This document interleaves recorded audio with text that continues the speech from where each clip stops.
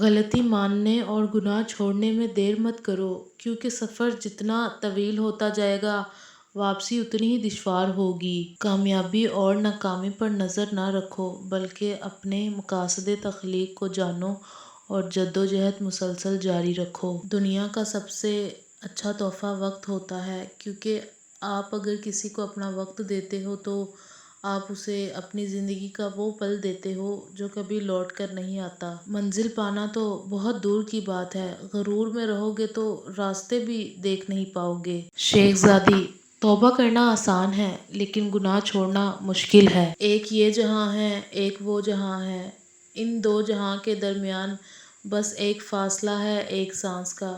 جو چل رہی ہے تو یہ جہاں، جو رک گئی تو وہ جہاں۔ حضرت علی نے فرمایا، خوبصورتی ایک نعمت ہے، لیکن سب سے خوبصورت آپ کی زبان ہے، چاہے تو دل جیت لے، چاہے تو دل توڑ دے۔ اپنے اخلاق کو پھولوں جیسا بنا لو، اور کچھ نہیں تو پاس بیٹھنے والا خوشبو تو حاصل کرے۔ مردانگی کی بہترین سطح یہ ہے کہ مرد کی وجہ سے عورت کی آنکھ میں آنسو نہ آئے۔ جس طرح درخت کی قیمت اس کے پھل کے حساب سے ہوتی ہے، اسی طرح انسان کی قیمت اس کے اخلاق کے حساب سے ہوتی ہے۔ حضرت علی نے فرمایا، جو چیز تم حاصل نہیں کر سکتے، اس کے لیے اپنے آپ کو پریشانی میں مت ڈالو۔ پیسہ انسان کو اوپر لے جا سکتا ہے، لیکن انسان پیسہ اوپر نہیں لے جا سکتا۔ رسول اللہ صلی اللہ علیہ وسلم نے ارشاد فرمایا، ماں باپ کی خدمت و اطاعت سے رزق اور عمر میں برکت ہوتی ہے۔ باپ ہونا کوئی آسان نہیں، تھکے بغیر، رکے بغیر، نا امید ہوئے بغیر،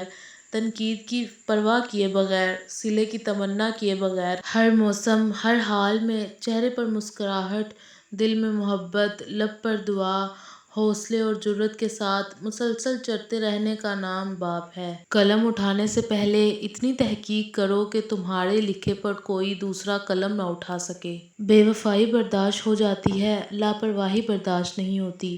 بے وفائی اہمیت ختم ہونے کا نام ہے، اور لاپرواہی اہمیت کم ہونے کا نام ہے۔ انسان خاتمہ تو برداشت کر لیتا ہے، پر کمی نہیں۔ حضرت علی: ساری دنیا کے سارے لوگ تجھے اپنے فائدے کے لیے چاہتے ہیں، صرف تیرا رب ہی ہے جو تجھے تیرے فائدے کے لیے چاہتا ہے۔ خواہشیں بادشاہوں کو غلام بنا دیتی ہیں، مگر صبر غلاموں کو بادشاہ بنا دیتا ہے۔ 100 سال زندہ رہنے کے لیے 100 سال کی عمر ضروری نہیں، صرف ایک دن ایسا اچھا کام کر جاؤ جس سے دنیا تمہیں سینکڑوں سال یاد رکھے۔ کتنے بھی بڑے اسکول یا کالج میں پڑھو، لیکن انسان بننے کے لیے قرآن پڑھنا ہی پڑے گا۔ آپ کے لاکھ وارث ہوں، لیکن ماں کے بغیر آپ لاوارث ہیں۔